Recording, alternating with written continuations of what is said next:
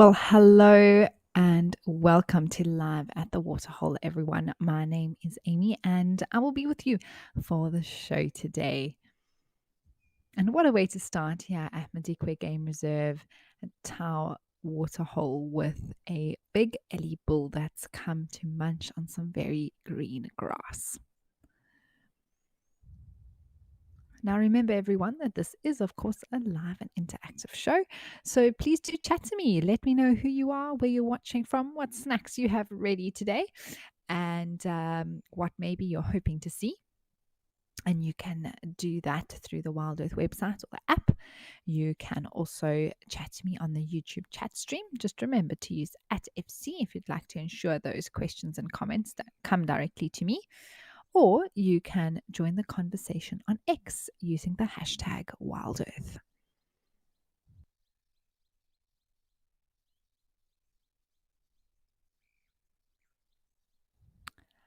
Marsha Walsh, you say good morning from Live Oak in Florida.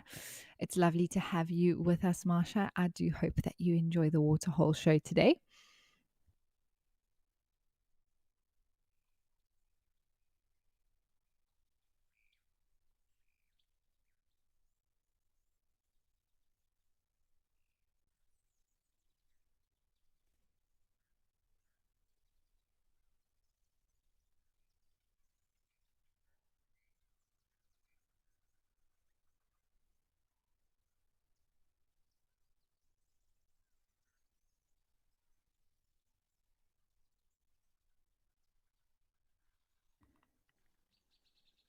It looks like this elephant really has found its sweet spot here in the Waterhole.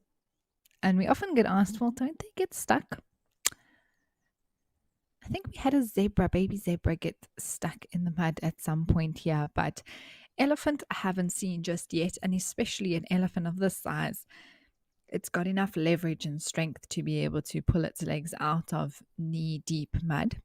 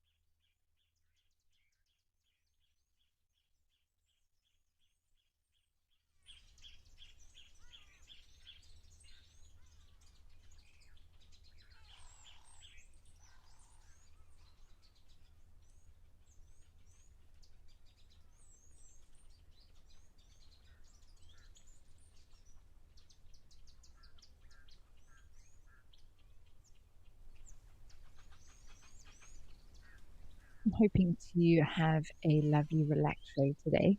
Oh, there's also some kudu behind there on the far bank.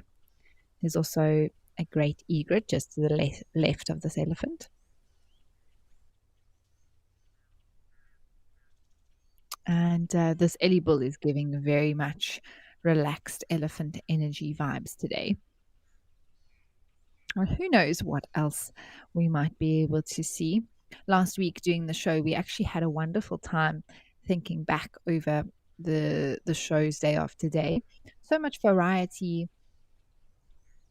I wouldn't say there was action, but that's okay because the show is all about being able to take a moment in nature, watch, and see what it brings to us each and every day.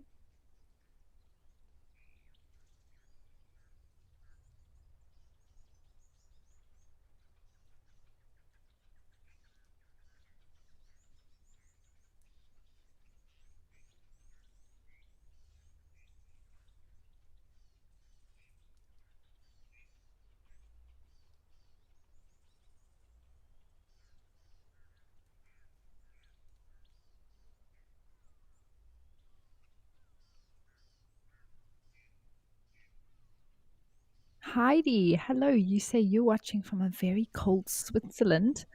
Oh my goodness, I can't imagine what the Northern Hemisphere is experiencing, well, the North and Northern Hemisphere is experiencing weather wise at the moment. I do love myself some classic Christmas movies, and many of them are filmed in the Northern Hemisphere up where it's snowy and cold. And I'm yet to experience a white Christmas for myself. But here in the Southern Hemisphere, where we have our December holidays that are coming up now, that's sort of our main holiday for the year. Whereas in the Northern Hemisphere, it aligns with your summertime, which is around July, August. But our summertime is now, and we have hot, hot, hot weather.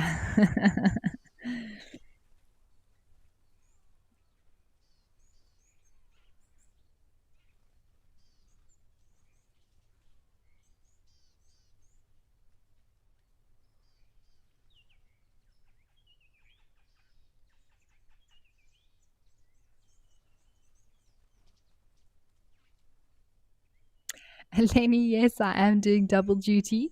I am sitting here at the Juma camp in the Sabi Sands, and I'll actually be with you for the waterhole show for the next few days. So that's going to be lovely. And then join you all on drive as well a little bit later on this afternoon.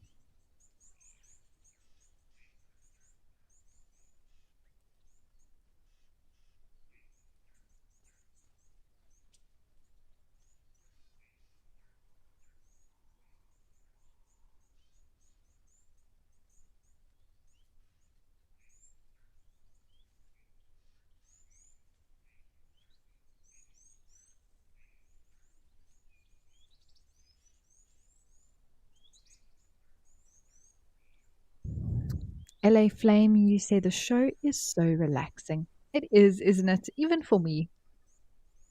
Even for me. And I think Tadi was directing us today from Johannesburg in Final Control. And she also, I think, enjoys very relaxed atmosphere.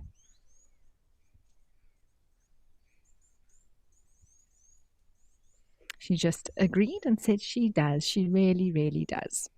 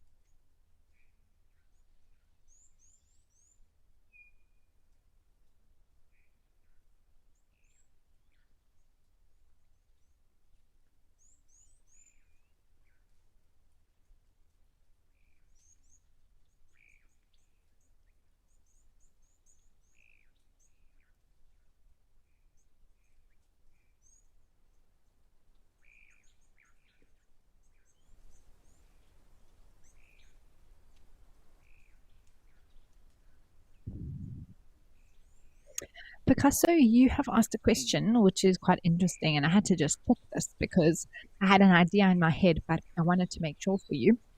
So, when it comes to the vertebra in an elephant's tail, now an elephant's tail can be over a meter long. It does vary from elephant to elephant, but in general, they have um, 19 to 21. So it's different in every elephant, but between 19 to 21 caudal vertebra, meaning of the tail. So that is the number of sort of joins of bone that go all the way down to the tip of the tail. And yes, there is most certainly bone all the way to the tip of an elephant's tail.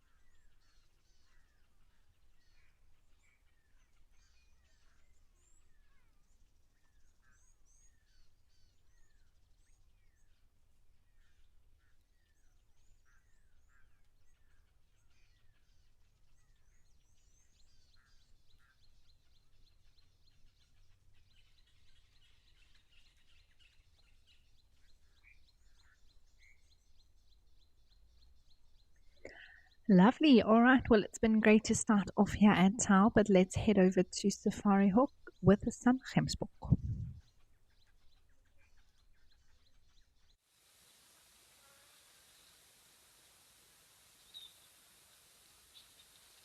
Oh, I think they're coming to drink. How beautiful are these antelopes? Lucy, hello to you, and it's wonderful to be back on DSTV. I mentioned it, of course, when we started the show today and when we ended it, but I know so many people that know about the show or used to watch the show or wanted to carry on watching the show, but YouTube just wasn't an option for them, and they weren't able to get hold of an OpenView decoder for there were lots of different reasons for many people, and I know so many people are so happy to be able to join us again, and we are so happy to be back.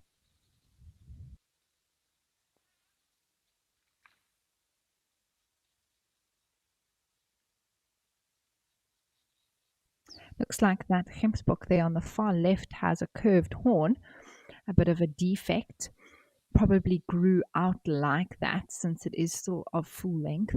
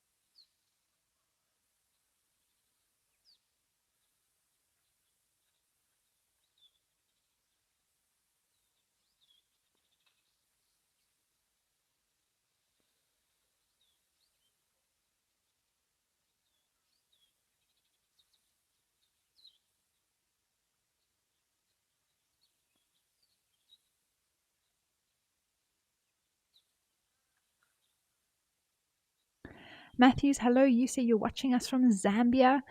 Wow, that's amazing. Thank you so much for letting us know. It's so good to have you with us for the show today.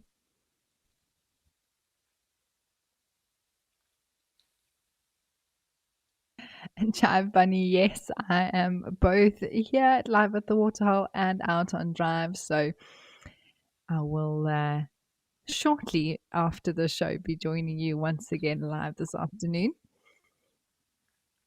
Oh, I don't think I've seen a Gemsbok do that before. I mean, they're perfectly capable, but just needed to get a little bit lower down. That's the individual with that bent horn.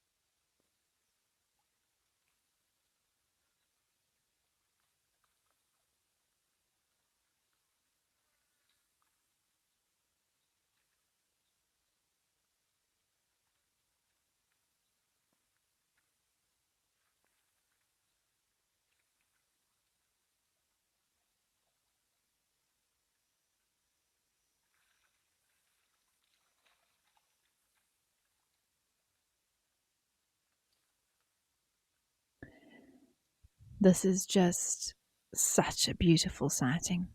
The reflections in the water, the sounds, it's very peaceful.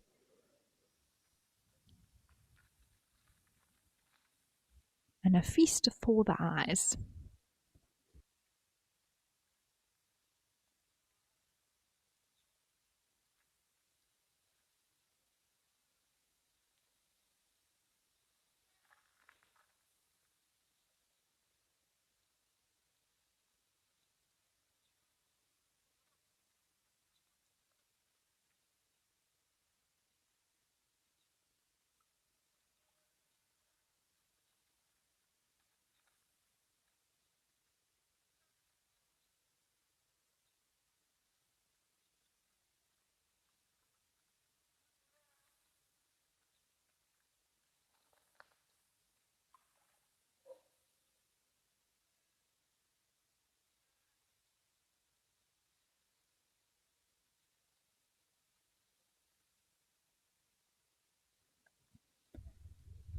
Jive bunny, yes, these Gemsbok have beautiful facial markings, and it's sort of a signature trait of the oryx species that they have this sort of look around the face, and of course the very straight horns like that.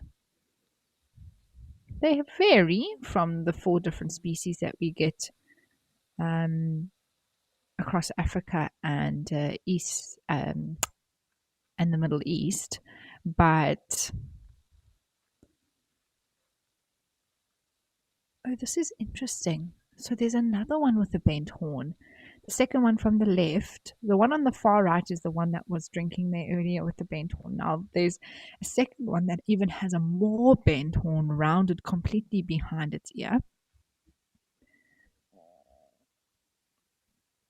And I wonder if this might be a genetic thing that's happened within this group of Gemsbok in this region.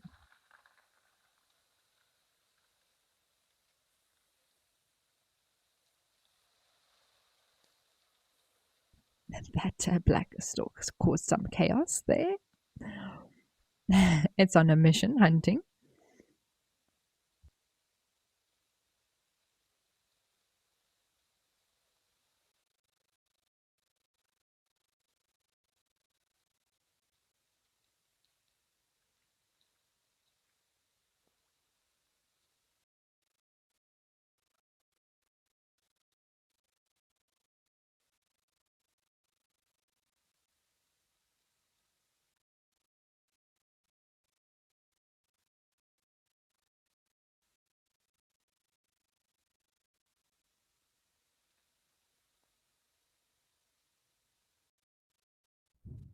Hi, Penelope. Yes, I am quite busy today.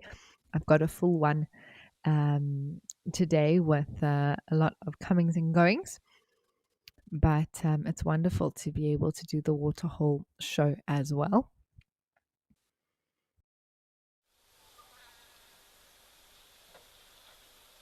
I do apologize, everyone. That camera just froze there.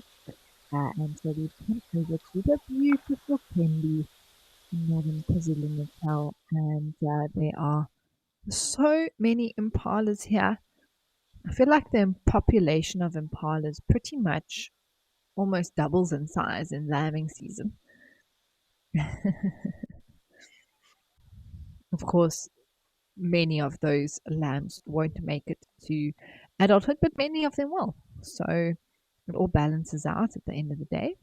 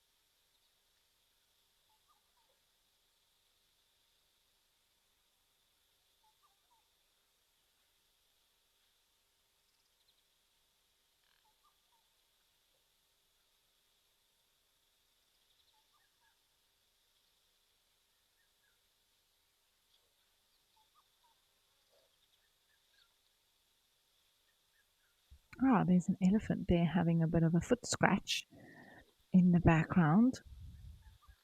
Oh, and a young male Inyala hopping past.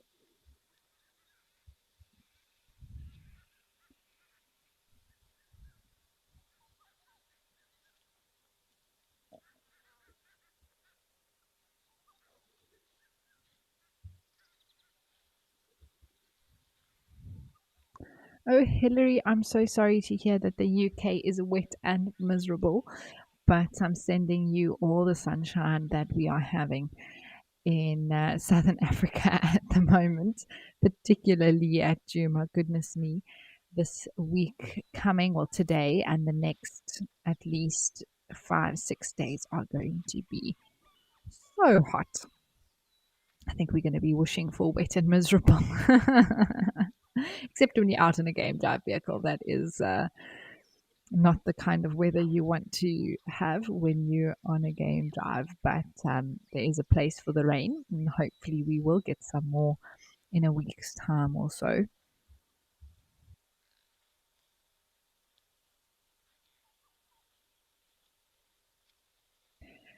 Barry, that is an interesting question or point that you raised there with regards to, well, you're asking, are antelopes with dewlaps found in warmer environments?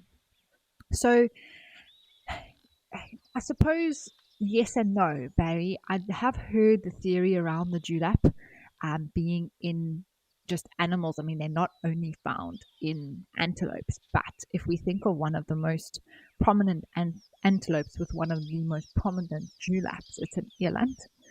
And it's said to assist with thermoregulation because of the large body size of an animal, rather than being linked to the very warm environments that antelopes are found in Africa, at least, or the antelopes that we find here all over Africa are subject to warm environments. So it's not only, we find springbuck in extremely hot areas where you also find larger antelopes with dewlaps. And I think rather than just being based on a warm environment, yes, antelopes with dewlaps are found in warm environments, but they also are larger antelopes. And that is why, because of their body size, they need assistance with that thermoregulation. And it's said that there's a lot of that the dewlap is rich in blood vessels. And so, because of that sort of flap of skin that's around the neck of the animal, it's exposed, they can lose heat through that dewlap flap. And as it flaps through the wind as it walks, that also apparently assists with heat loss from the large bodies of something like an eland.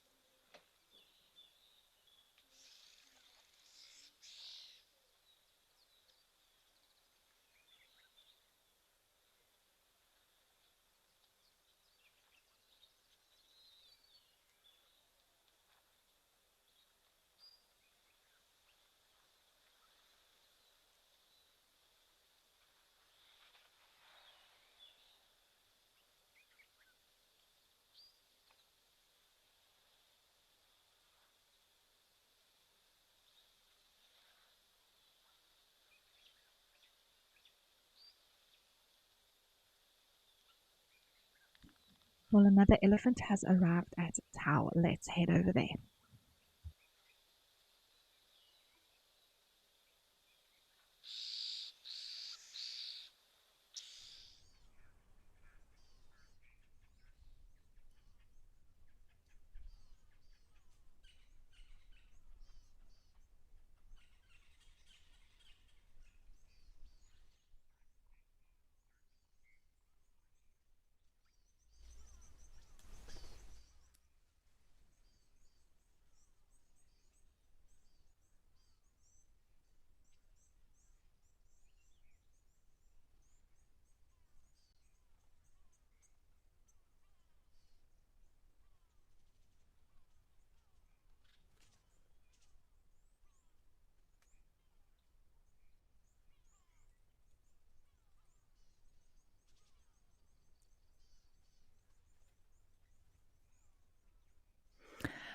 Well, not only one elephant that is busy getting very comfortable in the mud, but also another one that's walking past some wildebeest as well in the background.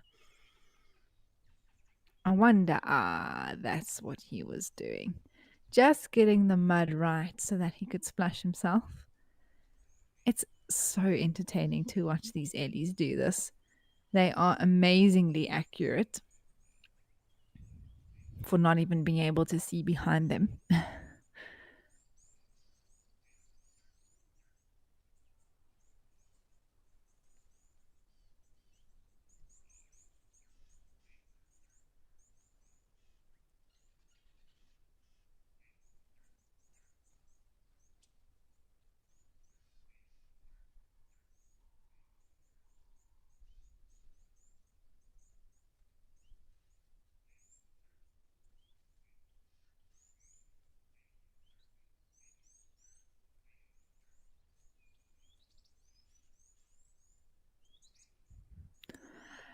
Penelope, you saying hi from Sheffield Beach in KwaZulu-Natal North Coast. I wonder how far you are from Tembe. Couldn't be too far since you are already on the North Coast.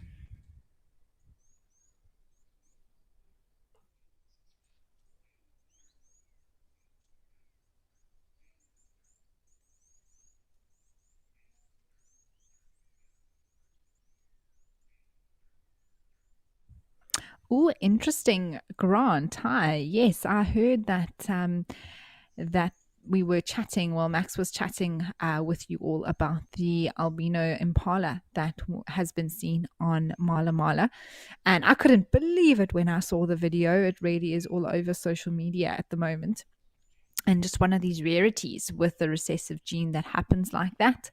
And in terms of survival rate of that little one, I mean, I guess there is a reason why we don't see white impalas all over the show. It's probably going to be very difficult for that little one to make it all the way to adulthood, but we'll see. I mean, they'll monitor, and who knows, nature continues to surprise us. But it is fascinating, Grant. And I have seen animals with recessive genes, not necessarily. So I went to a sort of animal underwater aquarium place in Dubai, actually, where they had an albino crocodile. That was probably the first true albino animal that I'd seen for myself. And there's a pair of them that are kept there because they won't survive in the wild due to the albino coloration. The sun is just too harsh for them without any melanin whatsoever. So that was an animal in an aquarium that I saw being an albino. But in terms of recessive gene, what we usually see out here, and you mentioned it as well, with leucistic elephants, that we've seen the pink elephants around on Juma, but I've also seen them all over the greater Kruger as well, multiple times. It's not super common, but it is spotted every now and again. And then there are the white lions of Angala, which are also leucistic, not albino. But I spent a lot of time with the now not so young male and female there a few years ago when I was still guiding there. And that was amazing to see that, and actually to understand the statistical chance of that happening is so low. And there's a younger white lion that was born to actually one of the other tawny lionesses. The white lioness did have a white cub, but unfortunately it didn't survive. But there is a third white lion that's part of that pride named the Birmingham Pride at the moment, which is so cool. And you want to also know if it can happen in birds. It can. I'm not sure though if it is so much as a recessive gene as a color variation, but I think it may have to do, well, it will have to do with genetics. For example, you get a melanistic Gabar Gosok, for example. You get a pale morph of a Wahlberg's eagle, but I don't know if that is as far as I know, the pale morph isn't leucistic or albino. It is just a coloration variation. Whereas if we look at the dark morph of some of the birds that we see, that is potentially an increased production of melanin for the feathers, but the bird itself doesn't have any other sort of, let's say, detrimental features. For example, with these leucistic and albino animals, they often have other issues that may come with the variation in coloration. But I think the recessive gene can happen in all animals, actually, from reptiles to amphibians to mammals, and even birds. But because it is rare and because the chance of survival in the wild is very low, it's not something that we see commonly out here. And I think with birds, it's probably even less, but I will just check that for you, Grant, to make sure.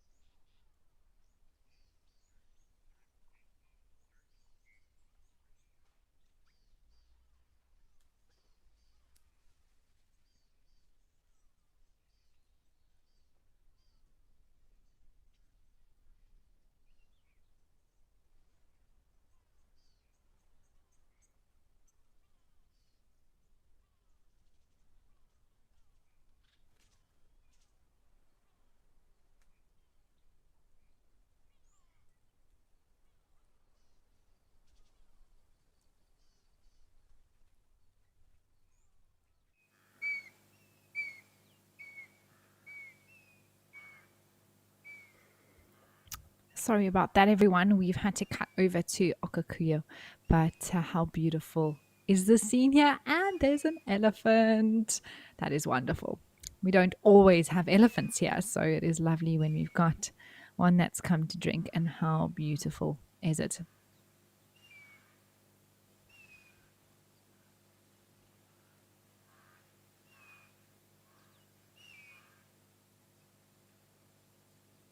And Grant, just to confirm for you that question you were talking about with leucism and even melanistic or melanism happening within birds, it can happen, and it was what I was talking about with either a reduced reduction in melanin, which is the darker pigments within the feathers, or then an increase in it. And I actually just read that there can be such an increase in the melanin production of a certain species that the dark morph becomes the most common of that bird species and what we would usually see as the norm. So that's just an interesting fact. And I think there's a lot more that one could research into that with regards to birds.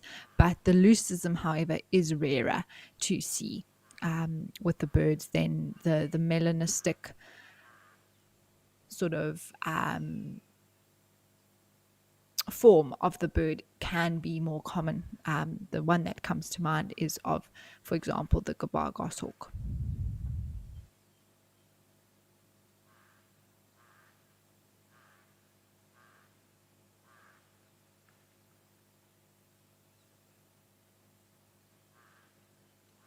Well, there are a few viewers that are very happy that we're back on DSTV, including Daphne and Lorraine.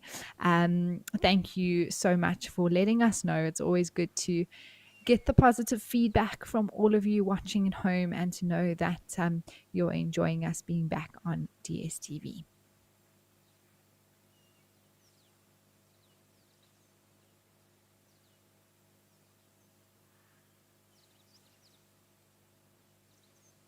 There are some zebras now that are also arriving to drink here at Okukuyo.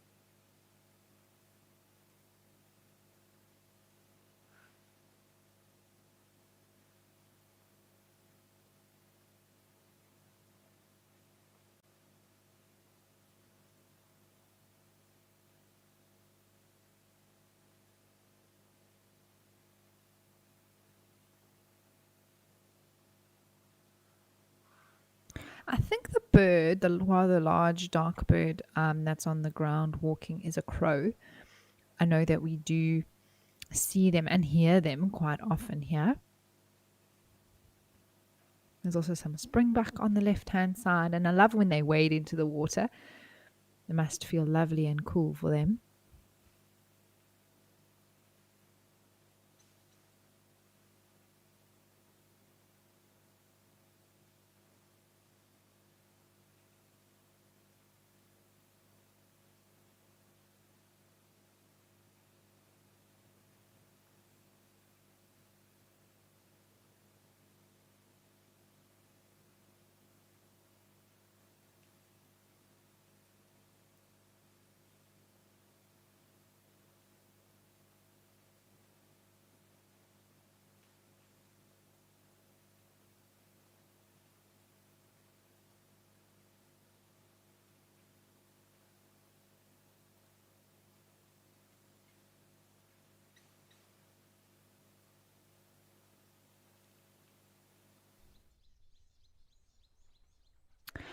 Well, we've popped back over here to Tau where these eddies are really having a wonderful mud wallow. Goodness me.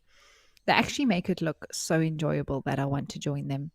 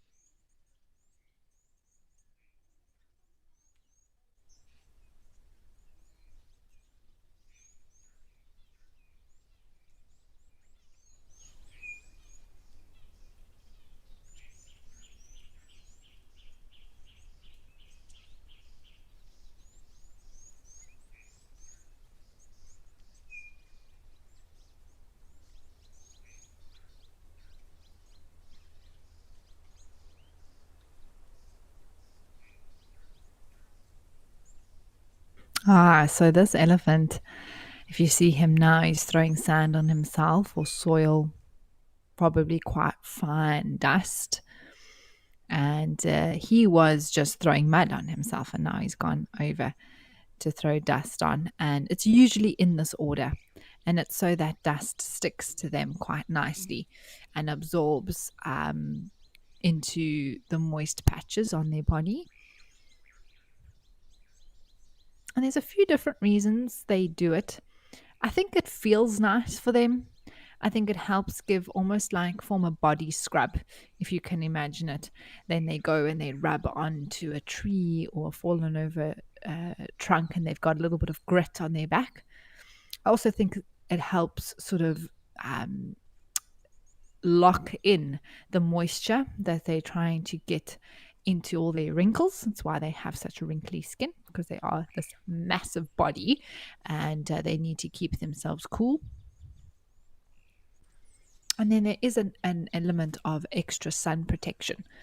Although they do have a lot of melanin, we've been speaking about this word a lot, but it's that dark pigment that makes them gray. And they've got a lot of that, which is why they are perfectly adapted to live in the very hot parts of the world.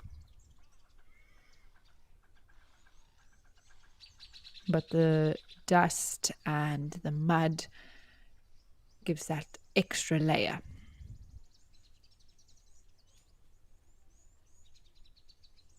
Lucy, you want to know the life expectancy of elephants? So elephants live for plus minus 60 to 70 years on average. In certain parts of Africa, referring to the African elephant now, where their diet consists of almost entirely of grass, and they can live for 80 plus years. For example, in the Okavango Delta or in surrounding areas where there's just so much grass around, they can survive that long because their teeth wear down slower. And that is how their life expectancy is determined. They don't really have any other threats out here. There are prides of lion that can hunt elephant. It's not common though. And when it comes to bulls, really the biggest threat for them is another bull elephant. So the main cause of death when it comes to elephants is actually old age, as it were. The wearing down of their teeth is not able to break down the vegetation that they eat efficiently anymore, and so they can't absorb the nutrients they need, and so they just generally lose weight and condition, and eventually their body gives up.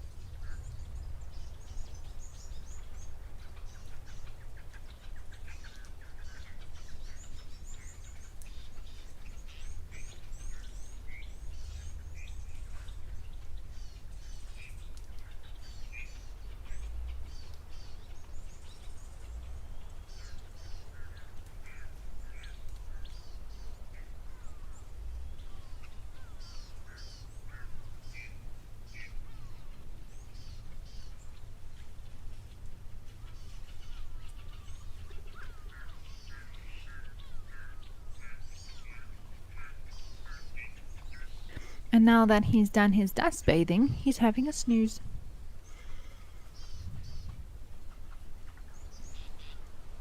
Now, elephants don't sleep the way that we sleep, but they do sometimes take moments of chill time where they sort of are semi-conscious, their brain activity levels lower, You can see he's swinging his tail, so he is aware. He's flapping the ears there a little bit, trying to help cool down a little bit, almost instinctively.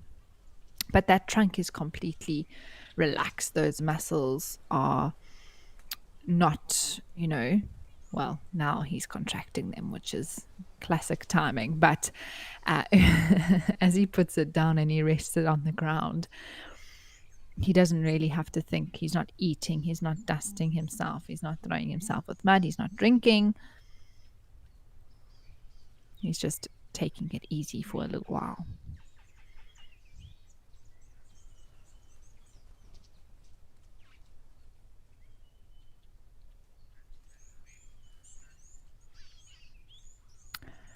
Oh, exciting. Let's head over to Rosie's with some more Ellies.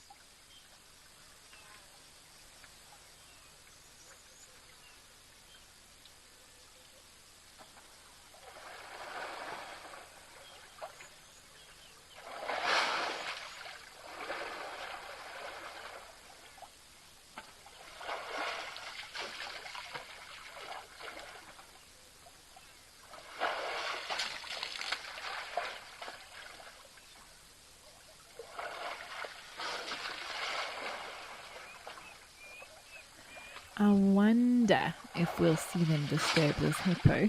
Oh, that was a classes cuckoo calling. Mikey, Mikey.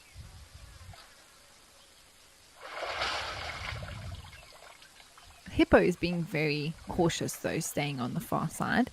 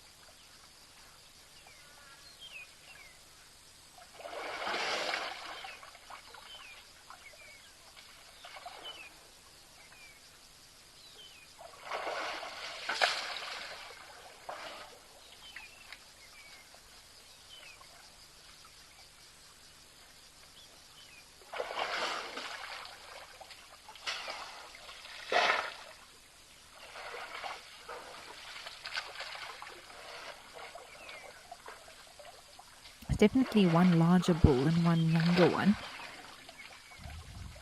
I wonder if they're going to chase this hippo. We've seen it happen before. And the hippo goes running.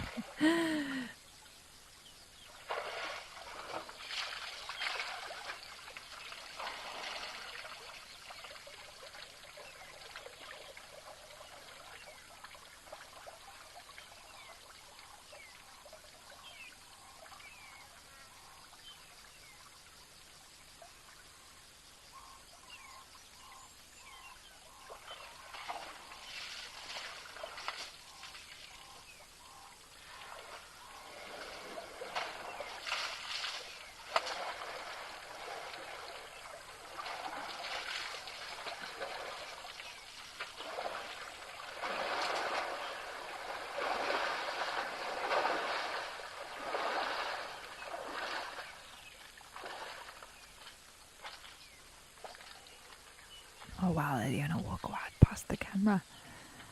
I love it. The access we have with these cameras is amazing.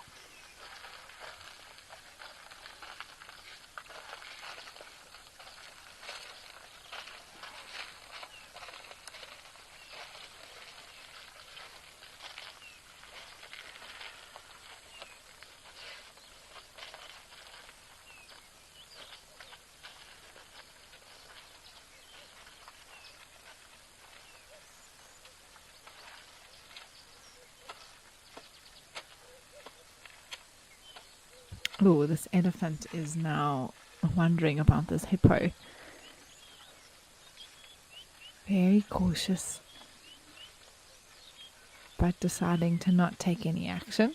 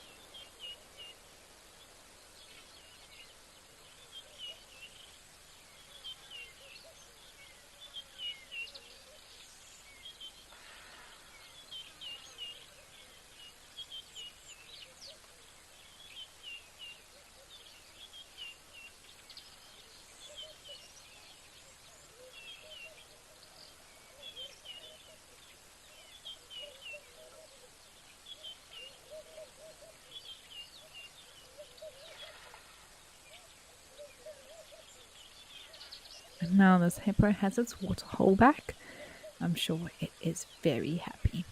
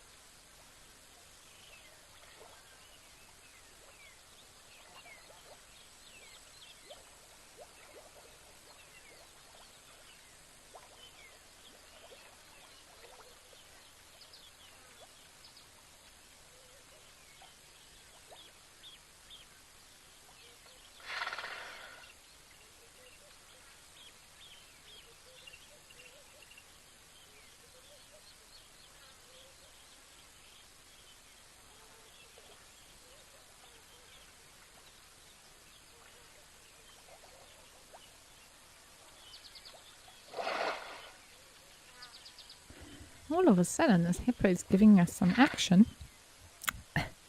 Maybe it just wanted to be super still while those ellies were around.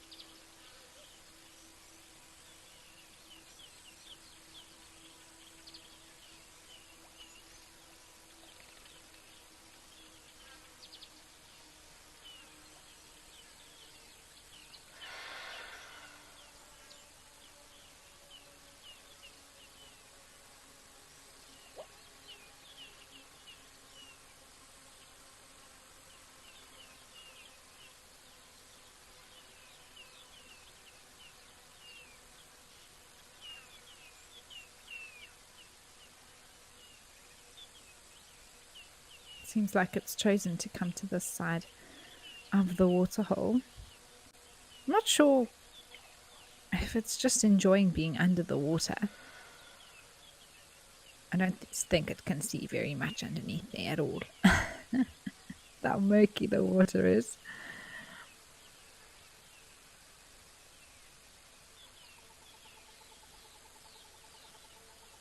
And it's been here for at least a week, if not longer already.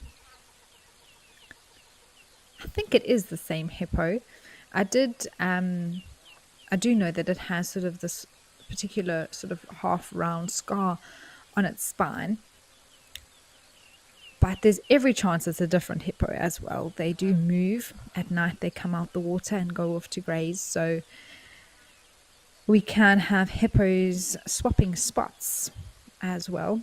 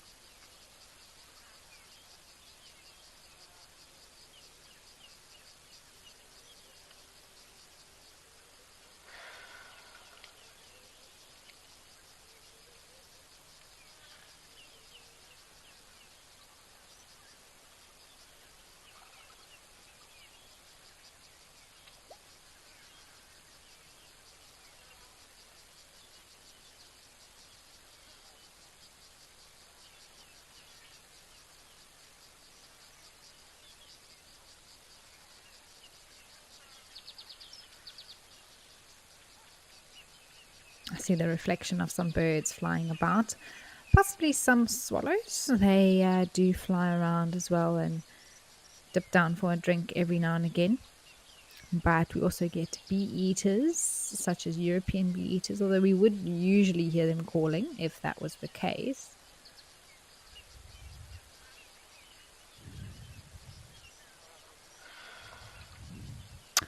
So, animal lover, that's a great question. So, when it comes to hippo territory, and dominant bulls are territorial over particular waterholes. And so not every hippo is territorial. A young bull wouldn't be territorial, and those are often the hippos that move around from different waterhole to different waterhole. A big territorial bull that has his spot is going to be staying there and come back to the same place all the time. Of course, unless that spot dries up, then he's got to, move on. And that's often where we get these big hippo fights, because the resources are limited, the areas are limited, and you get two males in one spot that both want to mate with the females, and that's when fights can occur.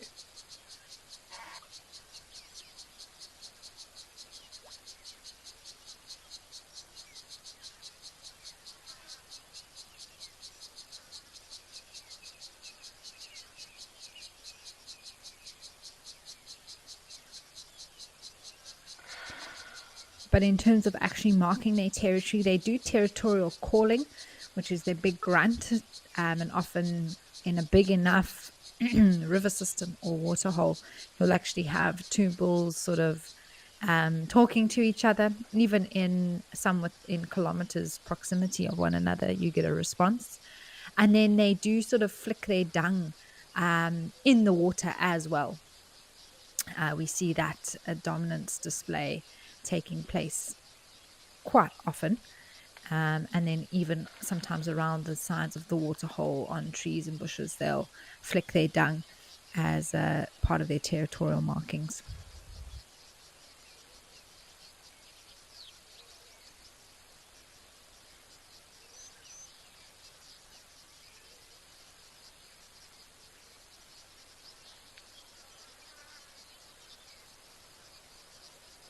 Let's head back over to Tau.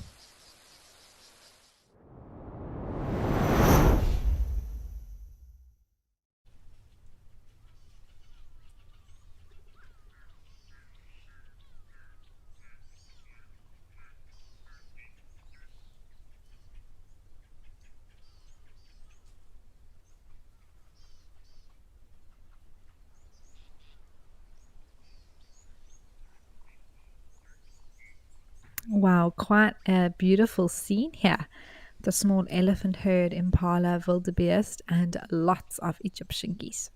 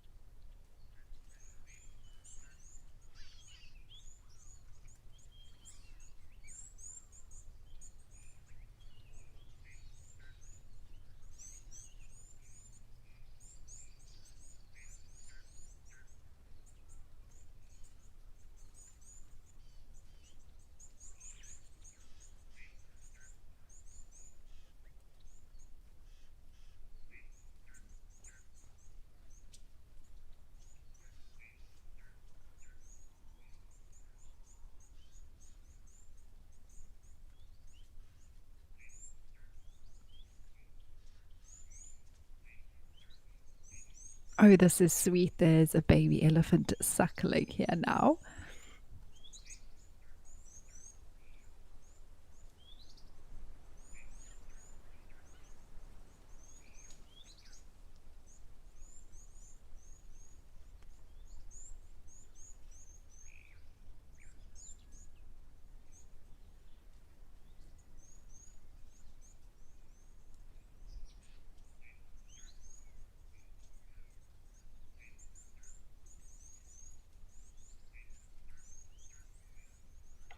And a zebra that is looking a little bit lost.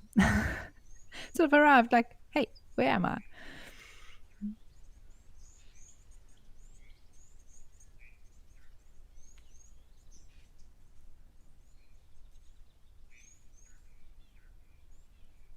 Ah, there comes the rest of the herd.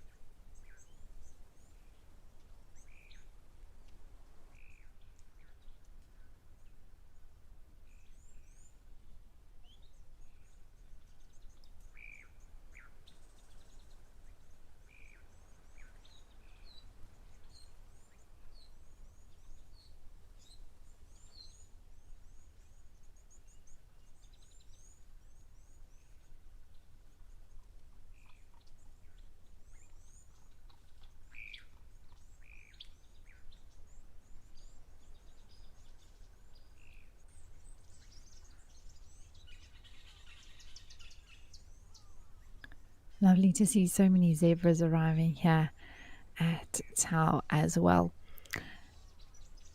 George, yes, wild animals do vomit. In fact, sometimes they induce themselves to do so. And I think it's most commonly seen more in predators, I would say, that I've seen actually it happen with leopards and lion particularly when they have they're trying to sort of clean their stomachs out, get rid of something that might be bothering them, and they eat grass to sort of stimulate that and then throw up. Um, but yes, I mean everything has that ability, I suppose, in a way to be able to vomit or regurgitate to a degree. I think of wild dogs regurgitating for their pups to feed them. I mean, we know that birds do that as well for the little ones sometimes, to be able to chew up food and then regurgitate. I mean, that's what vultures do as well to feed their little ones.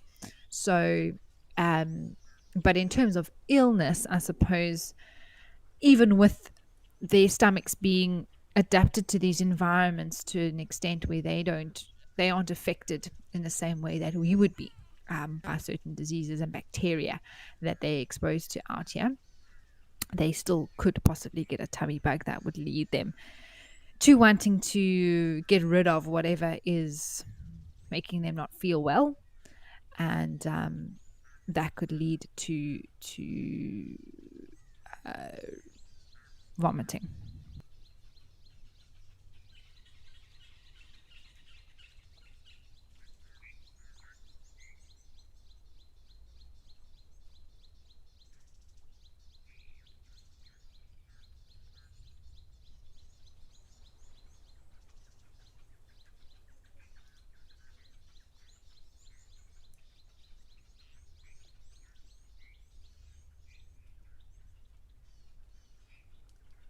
Oh, David, interesting. You want to know, other than appearance, what is the difference between Asian and African elephants? So It's difficult to sort of say, other than there's many features when you look at them, and even some smaller ones that maybe aren't so noticeable.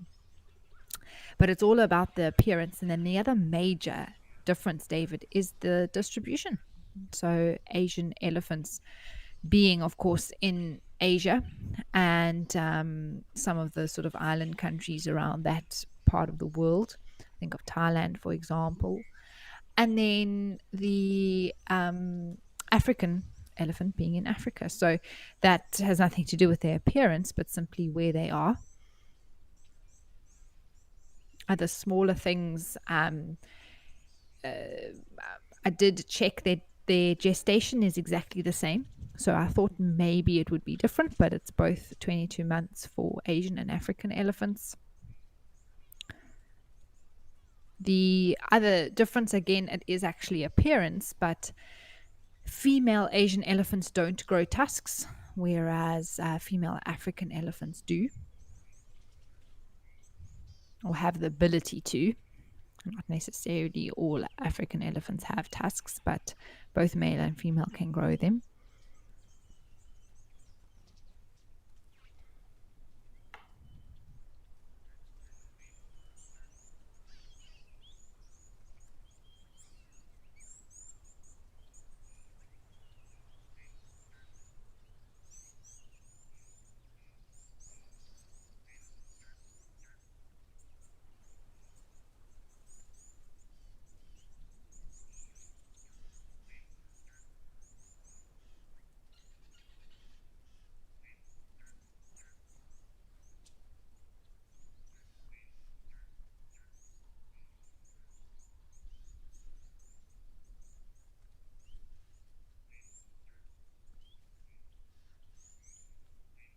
I have also heard that in comparison, Asian elephants are a lot more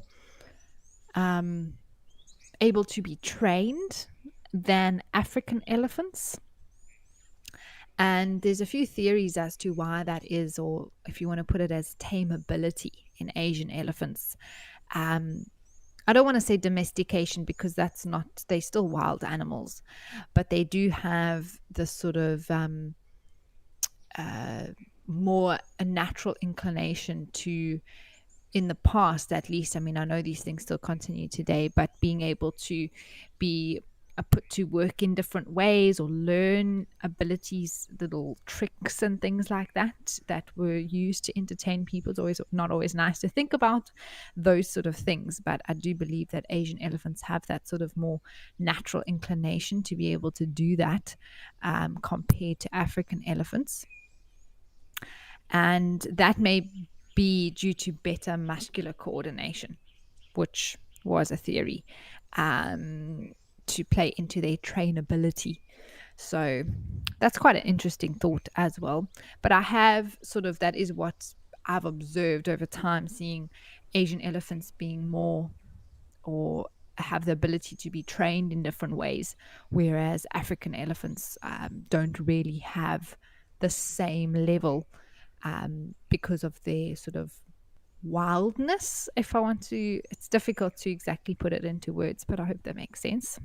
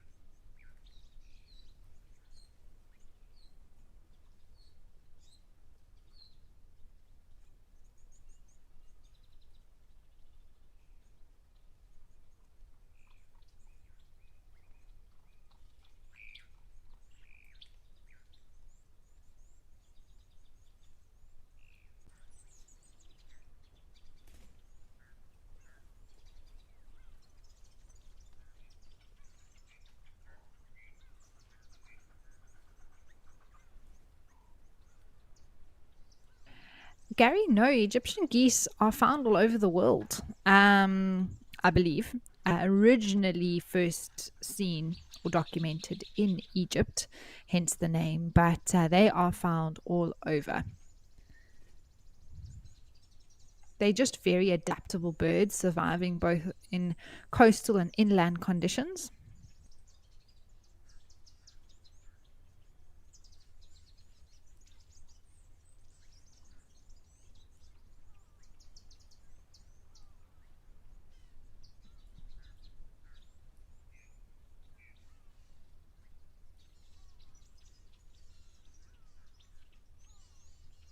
They are, however, native to Africa, but now their populations in um, Europe and North America as well.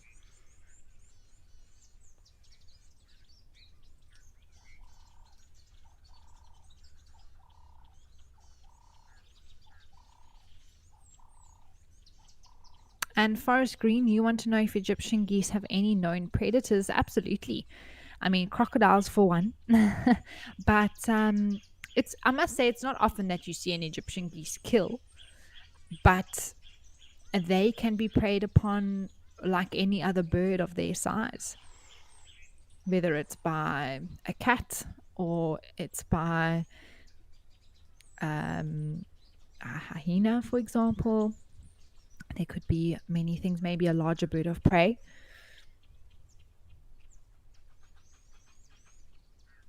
But they're not, because they're birds and they can fly, it does make them quite tricky to catch.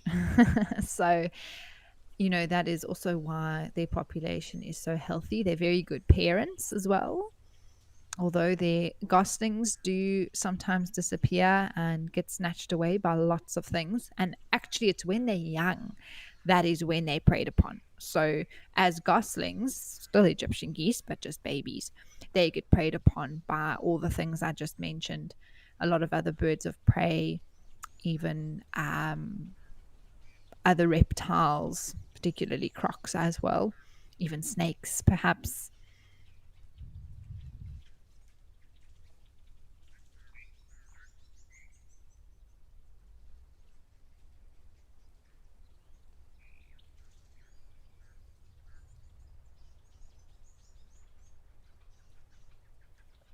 Oh, exciting. Let's head back over to Rosie's for another elephant.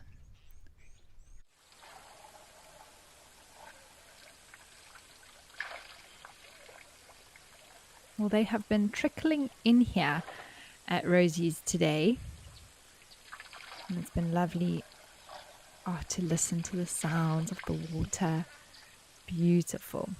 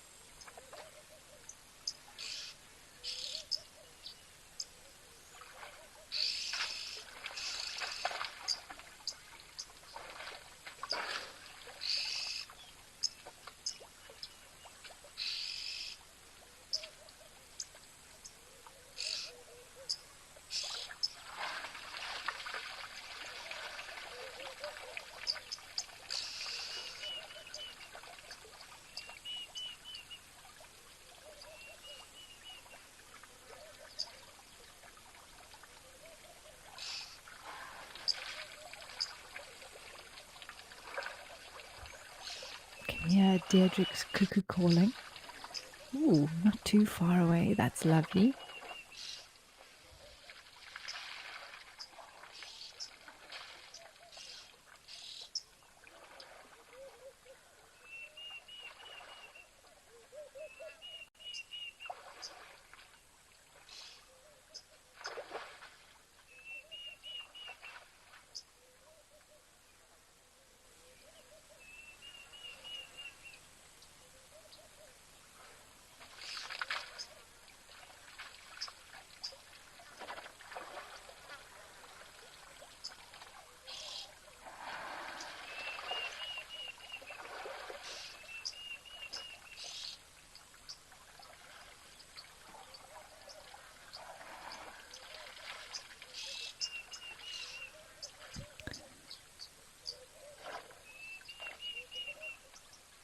So, Hillary B, yes, there is the possibility that there's a difference in intelligence level between the Asian and African elephants. And it is believed that the Asian elephants do have a higher, what we refer to as an EQ level. And there's been a variety of tests done, apparently, that have led to the conclusion that the Asian elephants do have a slightly higher sort of EQ, which is basically the ratio of an animal's brain size to its body. And it is therefore linked to them being able to be trained potentially more easily.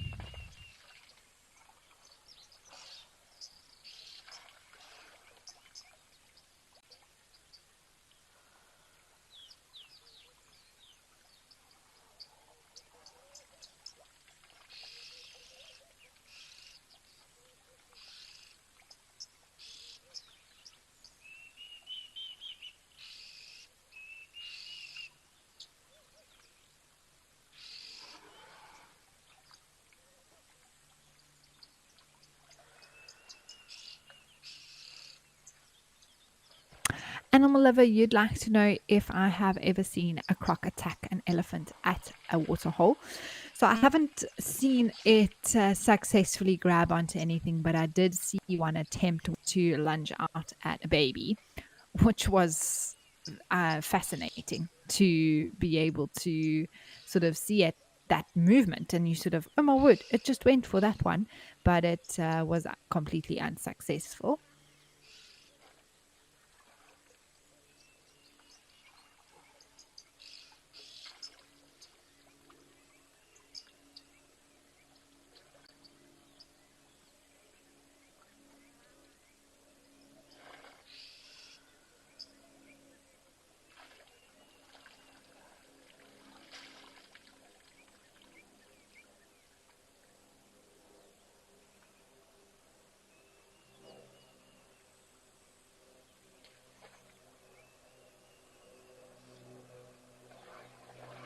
So, Safari Lover, you want to know if elephants have a water filter in their trunk? As far as I know, no, they don't. They have two nasal cavities that run up the length of the trunk, and they simply use those cavities to suck up water to a point and then basically throw it back out or squirt it into their mouths or on their bodies or wherever they wish to, really. But no specific filtration that they would use.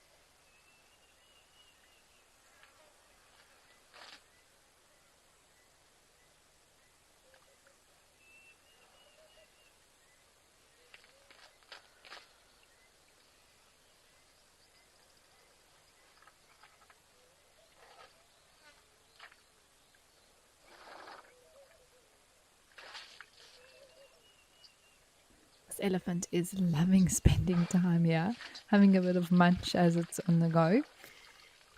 Another cool down.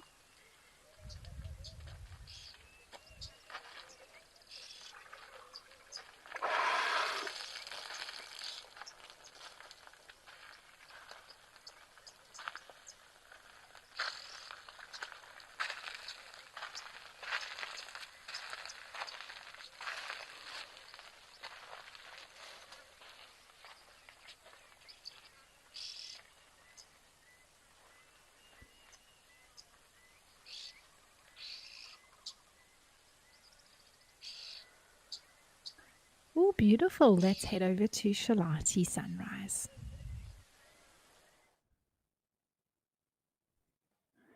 Oh, well, this is such a familiar scene here on the Sabi River.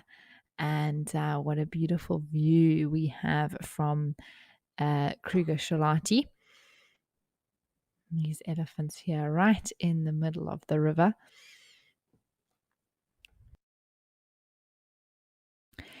Bees' knees, there are absolutely no bones in an elephant's trunk. It's simply all muscle. So if you look at the skeleton of an elephant, the skull of it has this cavity around the center, or the area you can see where the tusks sort of fit in, and then there's just bone. There's nothing else there that sort of hangs down the front.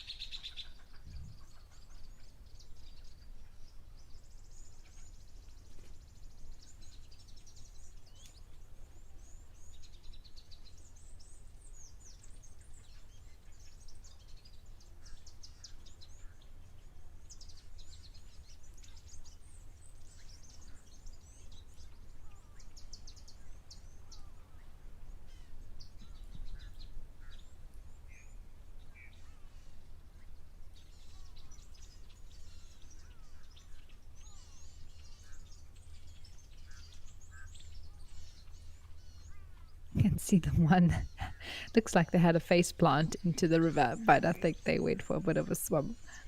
Can imagine how lucky and how lovely and cool they must feel going through this river water.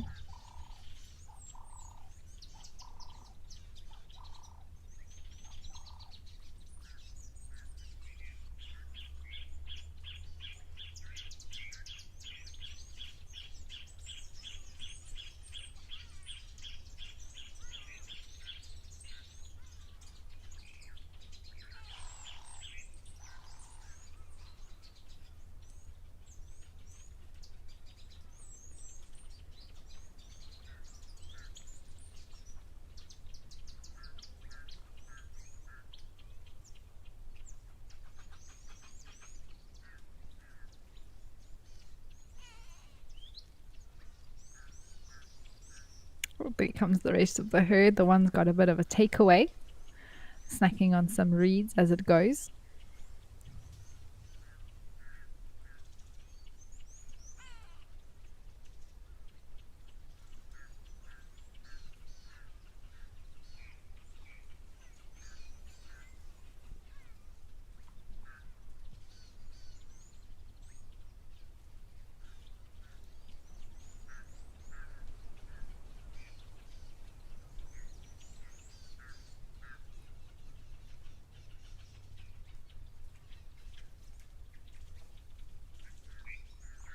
These elephants are definitely on the move. I think they might even potentially cross the bridge that we on right underneath where the camera is.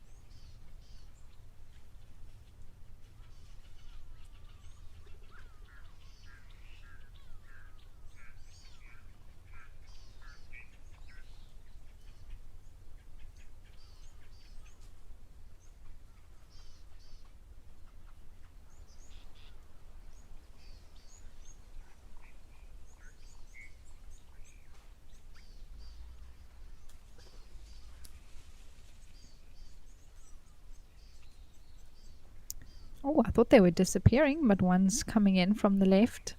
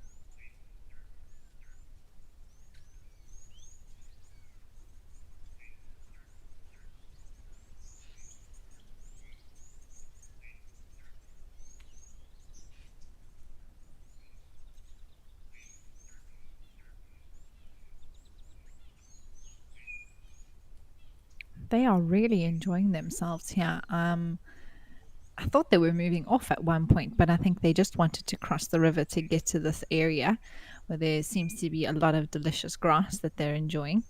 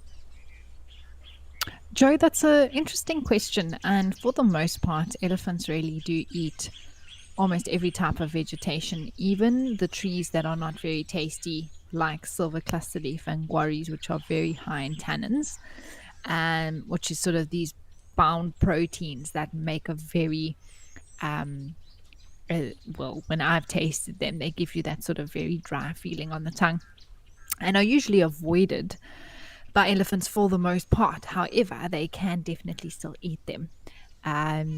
So there's certain plants that are maybe avoided, others that are favored because of their sort of sweeter flavor or softer texture. But in terms of plants that elephants won't touch, it's difficult to think of anything, perhaps some of the very poisonous ones, or maybe like stinging nettle or something like that, that would, irritate them more than anything else.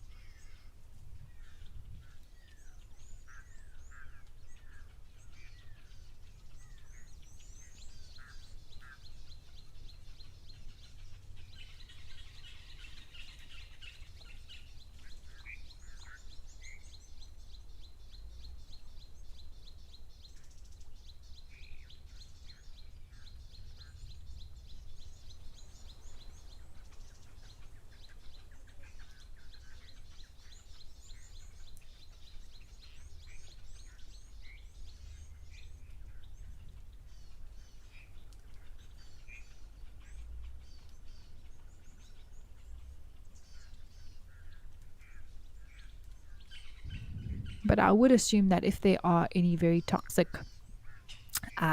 flowers or particular plants that may be harmful to the elephant, that they wouldn't eat them. I can't think of anything at this very moment off the top of my head. But I know, some of the things that we would, or maybe something like a sausage tree fruit. I don't think I've ever seen them eat that. More baboons that eat the sausage tree fruit. I know that can be very toxic to humans. But what's toxic for us is not necessarily toxic for many, many, many, almost all the animals out here. They can, digest and deal with those toxins and bacteria much better than we can.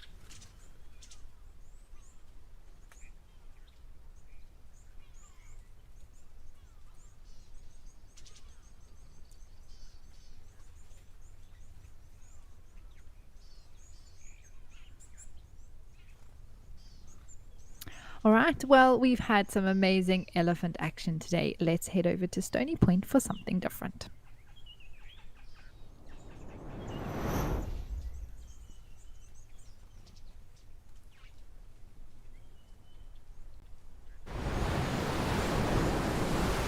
Well, there we have the African penguins, and what a joy to be able to have this camera as part of the live at the waterhole show. Really showing off the diversity of South Africa. And for those of you who maybe don't know, this particular spot is in the Western Cape of South Africa, in a small town called Betty's Bay. And we get to pop down here during the shows and check on the penguins, check on the dussies, and many of the birds that frequent the area.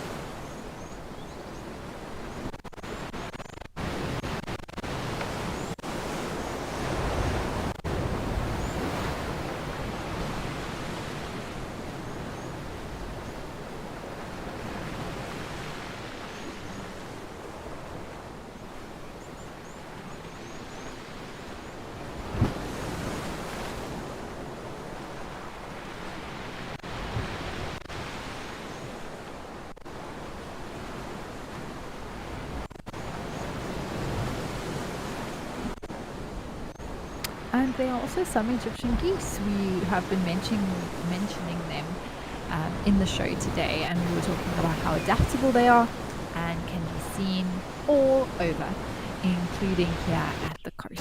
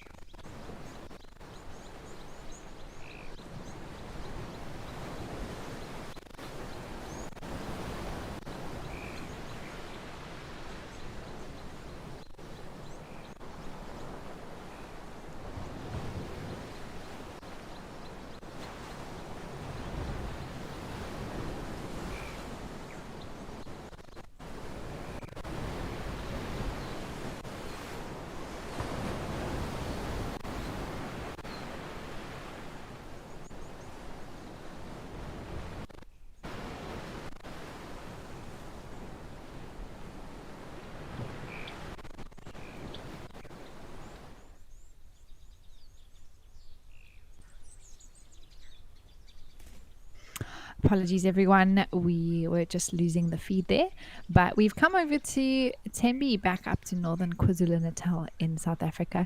And it looks like it's rest time for the impalas. They were all wandering around earlier and now sort of heading into the very hottest time of the day. They are finding some lovely shade, at least most of them on the left there. There's also an elephant that's enjoying some shade and going to maybe do some sand bathing.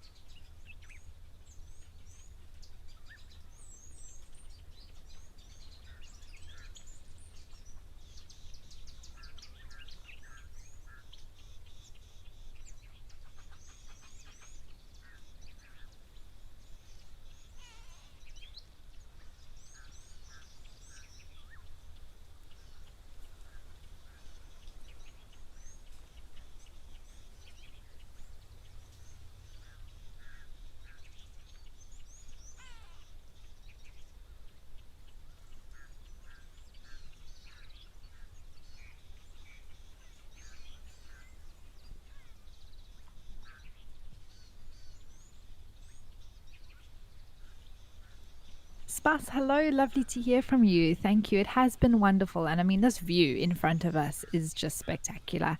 Hope everyone is enjoying the calming sounds and just the scene. We've got woolly necked storks here at the waterhole. We've got impalas resting, an elephant resting, as well as splashing itself with water.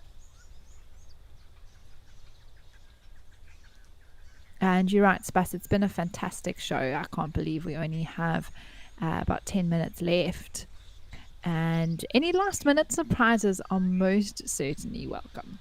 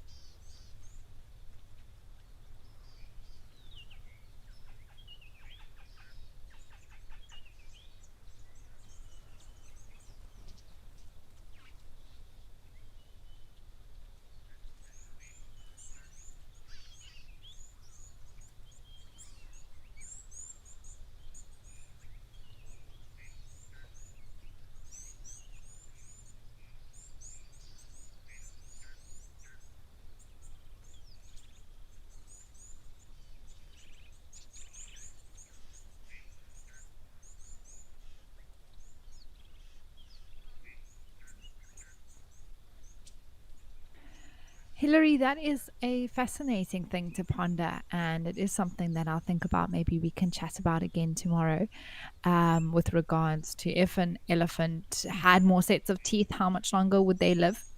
Or perhaps they didn't wear down or something like that.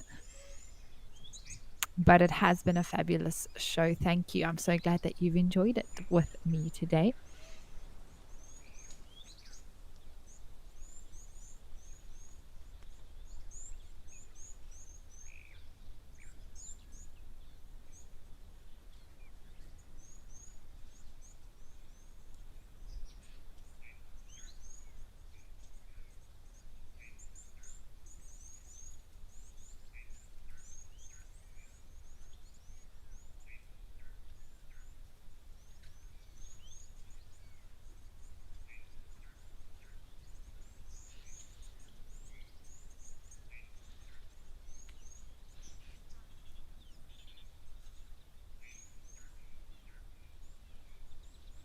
Oh, Jackie Turner, that is an interesting question. I didn't think I've seen an elephant yawn either or taken note of it before. I'm going to look out for that.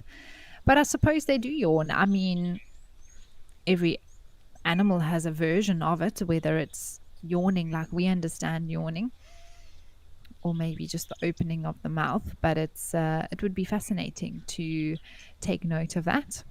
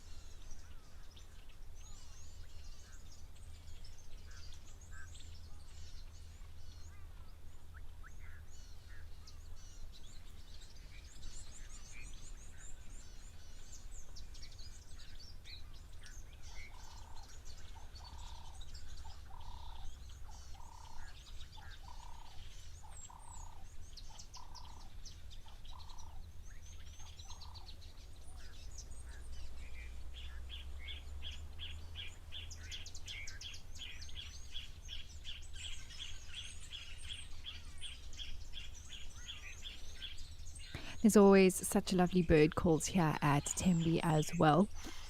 And some yellow breasted palaces that we're calling there now. Quite a funky tune to their call, very on the beat.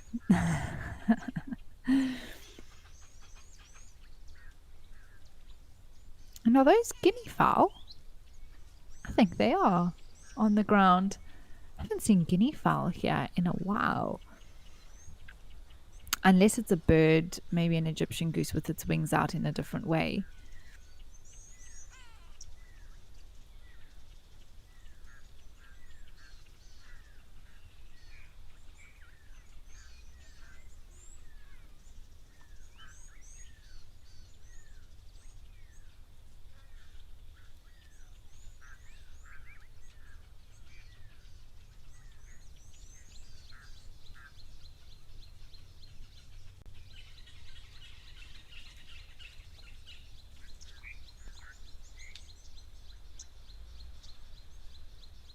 Oh, they hardy does, but with their beaks turned backwards, it looked like a guinea fowl shape. Goodness me.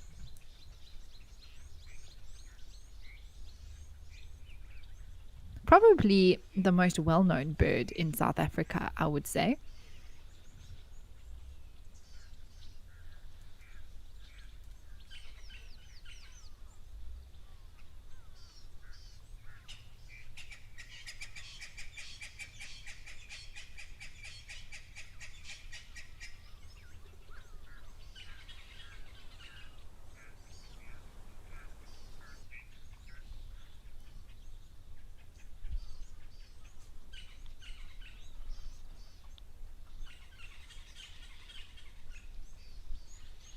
And actually quite pretty there. There a bit of iridescence on the wings of Hardy-Dars that are catching the sun there, sort of a turquoise blue.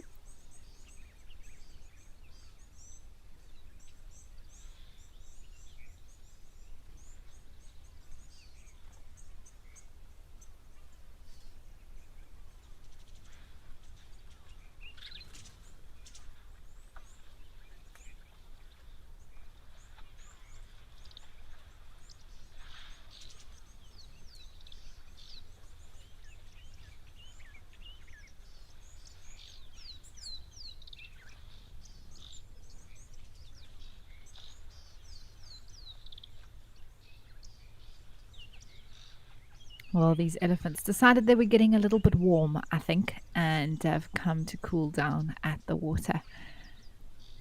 It has been an absolutely wonderful show with you all and has gone so quickly. We were spoilt with some lovely sightings today, and I hope that all of you at home enjoyed it. Relaxing with me here at the waterhole.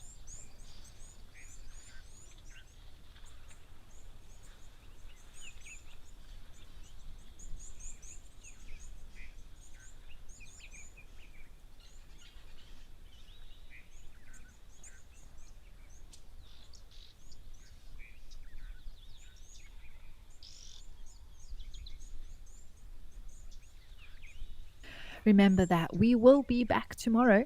As always, Live at the Waterhole is live every day. Same time, same place, 12:30 to 2:30 Central African time. And later on this afternoon at 4 p.m., we will be going live with our sunset safari. So make sure that you keep it tuned right here on Wild Earth.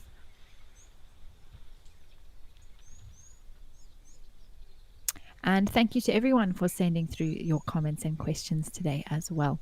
We'll see you again tomorrow. Goodbye from me for now.